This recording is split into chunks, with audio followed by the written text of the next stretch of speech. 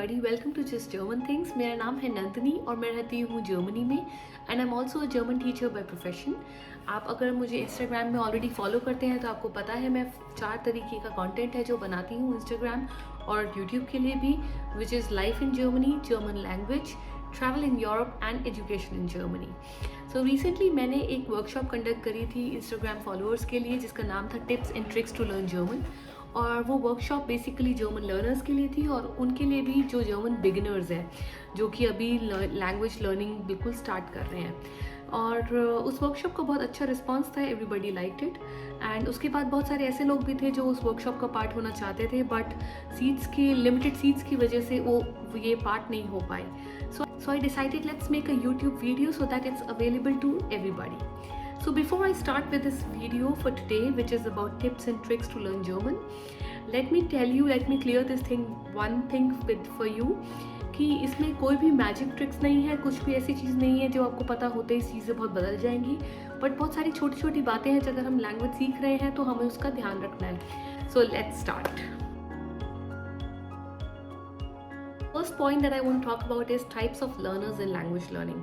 हम सारे जितने भी लोग होते हैं हम सब सेम टाइप के लर्नर नहीं होते, सबके अंदर कुछ ना कुछ अलग वीकनेसेस होती हैं, कुछ स्ट्रेंथ्स होती हैं।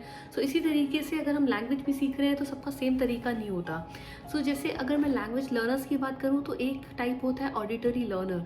सो ऑडिटरी लर्नर वो बंदा हुआ जो कि ऑडियो सुन के जल्दी चीज़ें कैच करता है। जैसे पर्सनली मैं ऑडिटरी लर्नर नहीं हूँ, मुझे अगर आप आके कोई नया वर्ड देंगे और कहेंगे कि ये वर्ड इस लैंग्वेज में इसको ऐसे बोलते हैं और आप मुझे नेक्स्ट डे पूछेंगे कि बताओ क्या था वो वर्ड, तो मैं भूल जाऊंगी बिकॉज मैंने उस वर्ड को लिखा हुआ देखा नहीं। सो पर्सनली मैं ऑडिटरी लर्नर नहीं हूँ, मेरे लिए विजुअल लर्निंग ज़्यादा इंपॉर्टेंट है। पर अगर आप ऑडिटरी लर्नर हैं तो आपके लिए ज़्यादा इंपॉर्टेंट है कि आप ज़्यादा ऑडियोज़ वाली चीज़ों पे फोकस करें, जैसे पॉडकास्ट हो गए या सॉन्ग्स हो गए या म्यूज़िक ऑडियोज़ हो गई, क्योंकि आपके लिए वो कंटेंट इंटरेस्टिंग भी रहेगा और आप ज़्यादा अपनी मेमोरी में रिटेन भी कर पाएंगे। पर पर्सनली जैसे मैं विजुअल लर्नर हूँ तो मैं कोई चीज़ देखती हूँ तो मुझे दिमाग में मेमोरी में ज़्यादा रिटेन कर पाती हूँ मैं। सो मेरे लिए इम्पॉर्टेंट था हमेशा जब मैंने लैंग्वेज मतलब सीखनी शुरू करी कि मैं वीडियोस ज़्यादा देखूँ और मैं नोट्स बनाते हुए भी बहुत ज़्यादा तरीके के कलर्स यूज़ करूँ और इस तरीके की टेक्निक्स यूज़ करूँ जिससे मुझे याद रहे। जैसे कि आप सबको पता है नाउन्स जो है जर्मन में वो याद करना बहुत चैलेंजिंग है, हर किसी को नाउन अच्छे से याद नहीं हो पाते, मतलब किसी को भी नहीं हो पाते। तो उसके लिए जैसे एक टेक्निक है जो मैं हमेशा यूज़ करती हूँ अपनी क्लास में और जो कि वर्क करती है। जैसे मैं हमेशा जो डेयर आर्टिकल है जो मैस्कुलिन वो मैं हमेशा ब्लू से लिखती हूँ और डी जो फेमिनिन है वो हमेशा रेड से लिखती हूँ और जो डास है जो कि नॉइथ्रुम न्यूट्रल आर्टिकल है वो मैं हमेशा ग्रीन से लिखती हूँ। सो अगर मैं वो वर्ड भूल भी गई हूँ या मेरे स्टूडेंट्स वो वर्ड भूल भी गया वो उस तरीके से लिख रहे हैं तो वो नेक्स्ट टाइम जब वो कोई आर्टिकल भूल गए तो वो रिकॉल करने की कोशिश करते हैं कि हमने किस कलर से उस वर्ड को देखा था। तो कभी कभी वो कलर आपके दिमाग में आता है और आपको लगता है कि हाँ यही इसका आर्टिकल है। So this is one technique. आप एक तरीके से मतलब विजुअल लर्नर है तो आप ये सारी टेक्निक्स अपनी लैंग्वेज लर्निंग में इंक्लूड कर सकते हैं जो कि बहुत ज़्यादा हेल्पफुल होती है। इसके अलावा अगर आप एंडिंग्स है जैसे नाउन्स की आपको बहुत लोगों को प्रॉब्लम होती है, उसके लिए एक और चीज़ है कि आप एंडिंग पे भी फोकस करें। बहुत सारी कॉमन एंडिंग्स होती है नाउन में जो कि सेम एक पर्टिकुलर आर्टिकल को ही बिलोंग करती है। जैसे जितनी भी सारी जो वर्ड्स हैं शाफ्ट, हाइट, खाइट, UNG, ऊंग, ये हमेशा इनका आर्टिकल डी होता है। सो इस तरीके से ये एक तरीका है याद करने का। और जो थर्ड टाइप है उसको बोलते हैं कम्युनिकेटिव लर्नर।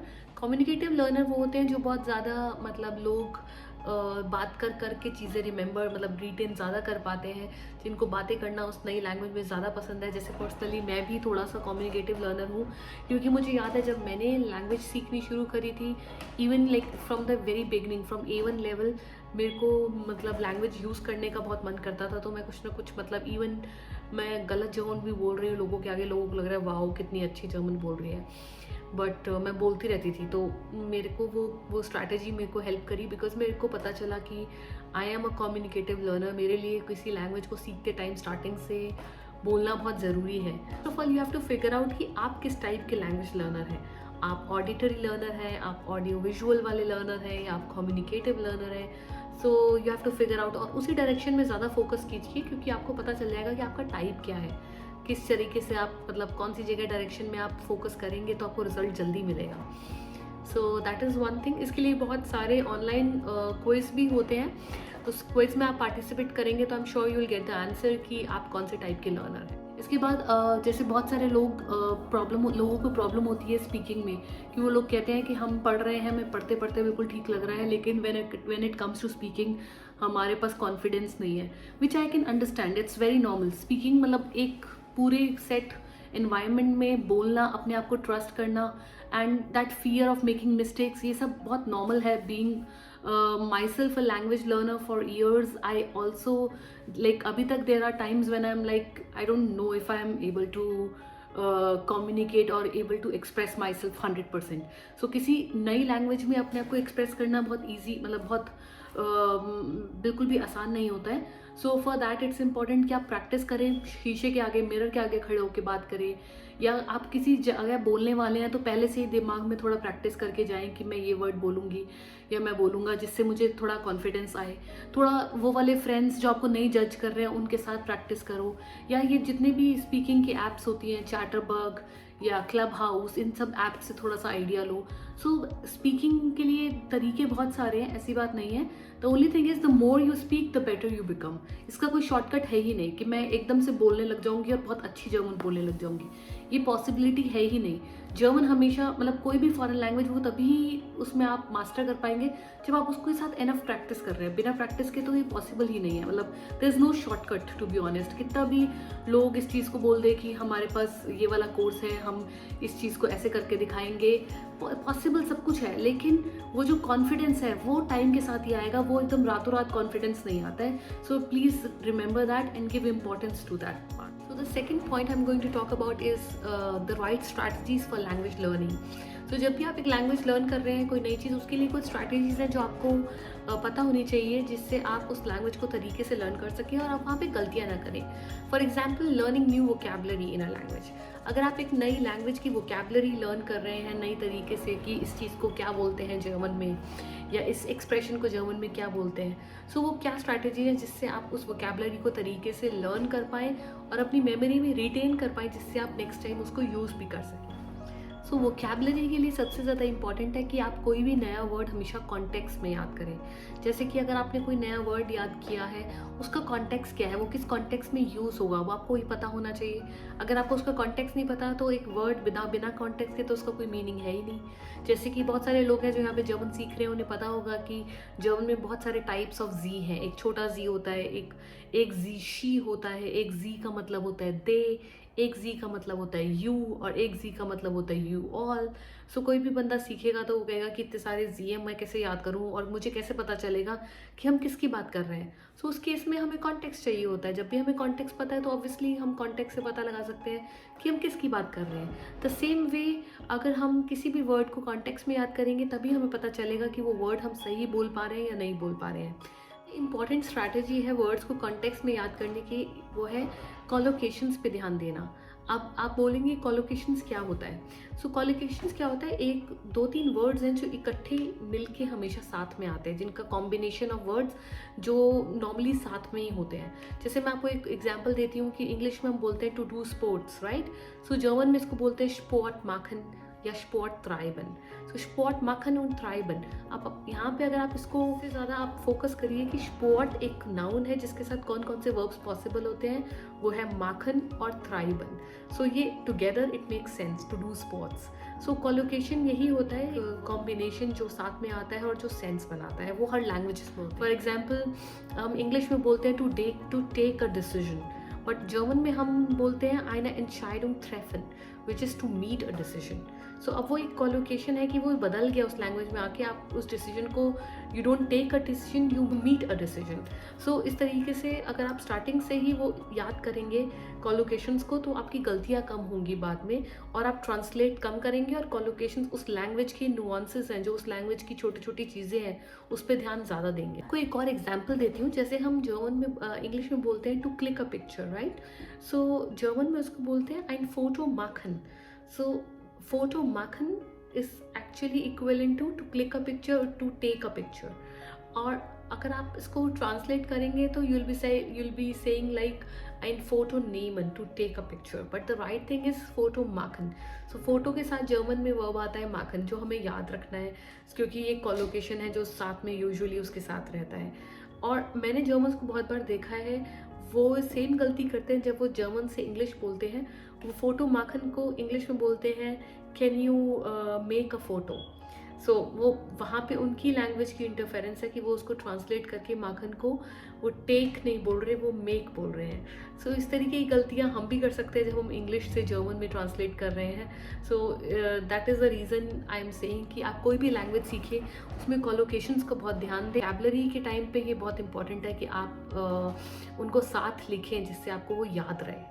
सो नेक्स्ट चीज़ है कि इसी से रिलेटेड जैसे आप कोई नया वर्ड सीख ही रहे हैं, जैसे मान लीजिए आपने एक नया वर्ड सीखा आज, डीट साइट in German, in English it means time.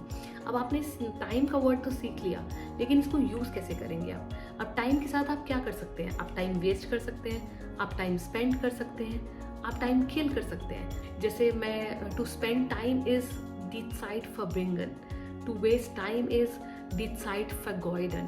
सो इस पर मैं लैंग्वेज लर्निंग में थोड़ी कन्वेंशनल तरीके से मतलब बिलीव करती हूँ।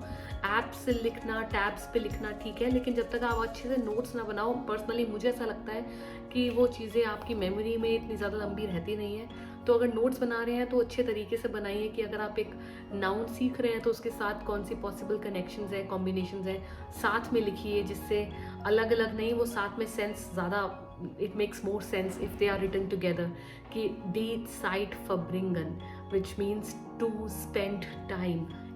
The next point is for actually learning new vocabulary is making mind maps. So mind maps के लिए जैसे मैं आपको बताती हूँ क्या होता है।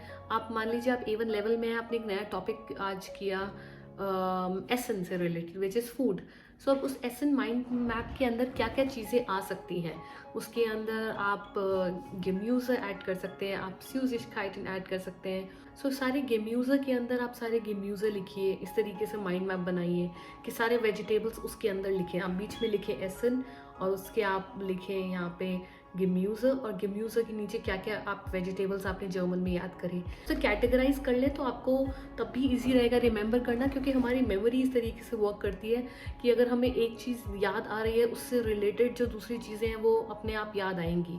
सो that is one way of working कि आप माइंड मैप्स के थ्रू थोड़ा सा try to remember new vocabulary, it really helps. So एक और जो चीज़ है जिसका ध्यान रखना है वो है ट्रांसलेशन।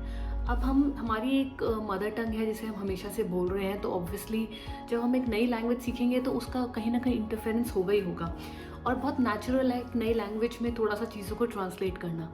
बट कभी कभी क्या होता है कि हमारी जो मदर टंग है उसका स्ट्रक्चर इतना ज़्यादा डिफरेंट है जो हमारी टारगेट लैंग्वेज है जो हम सीख रहे हैं, कि अगर वो इंटरफेयर करती है तो हमारी बहुत सारी गलतियाँ होती है। जैसे फॉर एग्जांपल आप इंग्लिश में हमेशा बोलते हैं या I am doing good, but German में जैसे ही आप इसको बोलो कि इश बिन गुट, तो वो बिल्कुल सेंस नहीं बनेगा इस बात का, क्योंकि इश बिन गुट का कोई मतलब होता ही नहीं है। मतलब it's like you are a good person maybe, but doesn't mean कि you are doing good. So वो चीज़ आपको इसमें लैंग्वेज सीखते हुए हमेशा ध्यान रखनी होगी कि don't translate, even if you are translating be do it consciously कि अभी मैंने ट्रांसलेट किया है तो क्या ये पॉसिबल है इस लैंग्वेज में, इस स्ट्रक्चर में या नहीं।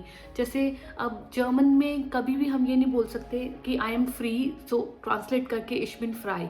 हम जर्मन में हमेशा इश हाब फ्राई बोलते हैं, बिकॉज इश हाब फ्राइड साइट, इश हाब फ्राइड साइट, इस तरीके से बोलते हैं इश हाब फ्राई।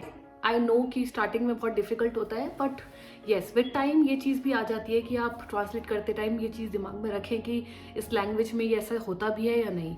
सो सबसे फनीएस्ट एग्जाम्पल, जैसे हम इंग्लिश में हमेशा प्रेजेंट कॉन्टिन्यूस टेंस भी होता है और हमारा नॉर्मल टेंस, सिंपल टेंस भी होता है।